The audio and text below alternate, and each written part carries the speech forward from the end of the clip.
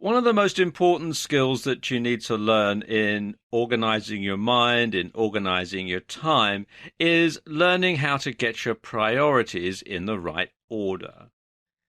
And I'm going to talk about that in this video.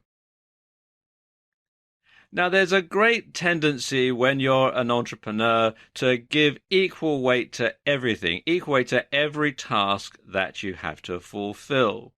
And quite often, especially when you're just starting out, you find that you have a lot of different tasks to fulfill. You've got to do all sorts of things in your home, in your business, and so on. So you might have to do things like cooking, cleaning, looking after your family, home maintenance, all things that are going to take up your home life, transport, dad's taxi takes everybody where they want to go.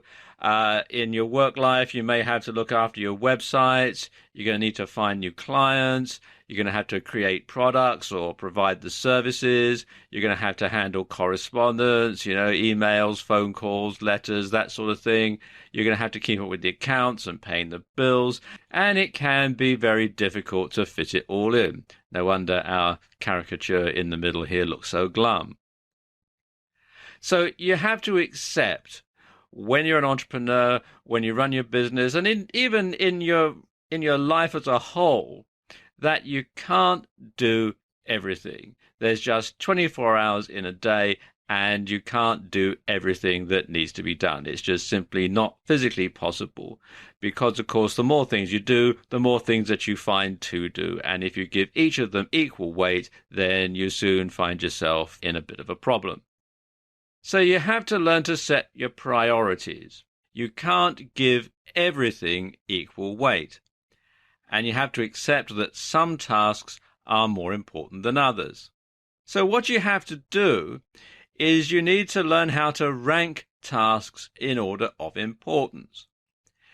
And you need to rank them like this, really. First of all, top priority are the tasks that you must do, come what may, come whatever you must do, whatever this task is. And this could be something in your business life, like going out and getting some new clients. It could be something in your home life, like you must pay your mortgage, that sort of thing. And then there's the things that you should do. And these are the things that you should do, and you're going to try your darndest to, but you can't 100% guarantee that you're going to be able to do it because they don't have as high a priority as the things that you must do. And then there's the things that you could do, if there's time. Otherwise, it's no big deal. And then there's the stuff that you can't do. And I suppose this, along with what you must do, is one of the most important categories because you can't do everything. Now, exactly what your top priority is going to be is going to depend a lot on you, on your business, and your circumstances.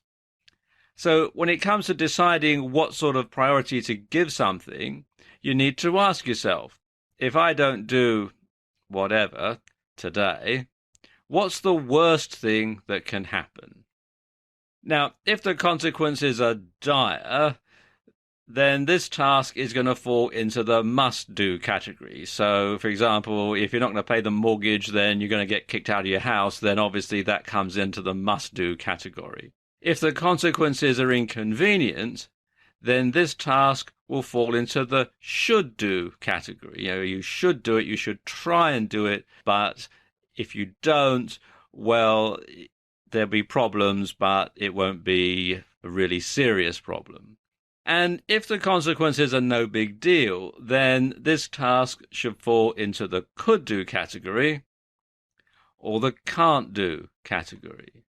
And when you're deciding what's going to fall into the can't-do category, you need to learn how to say no without feeling guilty. Now, lots of people have a big hang-up about this, and I suppose it goes back to childhood where you're brought up to please people, so you say yes. And of course, it is easier to say yes to something than it is to say no to something because you don't want to hurt people's feelings and that sort of thing. But when you say yes to everything, you are really not doing yourself any favors because, as I said, you can't do everything. So you need to learn to say no without feeling guilty. And if you don't have the time to do something, then you don't have the time to do something. It's that simple. It's not about being selfish. Lots of people will lay on a guilt trip when you say, oh, no, I can't do this. Oh, really? Why not? Blah, blah, blah, blah, blah. But it's not that way at all. It's not about being selfish. Because when you say no to something, it means that you're able to say yes to something that's more important. So something that goes at a low priority and you say no to it, it means that you're saying yes to having the time to doing something that's more important, that's something that's in the must-do category or the should-do category. Now, there's a very good book on this subject called How to Say No Without Feeling Guilty by Patty Brightman and Connie Hatch, and you can buy it at Amazon.com and good bookstores. And it goes into this in a lot of detail about the psychology of how you say no without feeling guilty. But once you can do that, once you've got that skill, you should be able to get your priorities in order very easily.